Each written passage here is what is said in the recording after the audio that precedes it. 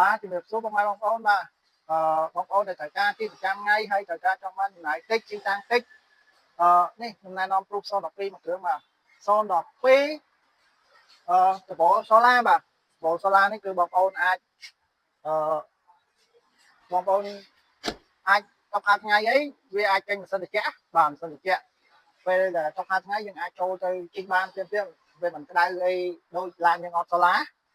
ហើយឡានមួយគ្រឿងនេះគឺ012 option 3 double solar ប្រឡាក់លេខ CA បាទម្ចាស់ដើមទី1តែម្ដងបាទចាស់សិតប្រែថៃខ្លាំងមែនតើហើយមួយគ្រឿងនេះខាងយើងខ្ញុំរៀបចំតុបតែងរួចរាល់ហើយអស់ហើយចាំតែបងប្អូនទិញយកទៅដល់ចាក់តសាំងគឺប្រើបានតែម្ដងបាទហើយសេវាកម្មយើងខ្ញុំមានបងរំលោះហើយនឹងទិញដាច់បើសិនជាចង់បានរូបបន្ថែមឬក៏សាកសួរព័ត៌មានបន្ថែមអីអាចខាង Telegram ខ្ញុំបានប្រភេទ099 6 ដង 8 7គាត់093 6 ដង 8 7គាត់និង066 6 ដង 8 7គាត់បាទអរគុណច្រើនបងប្អូន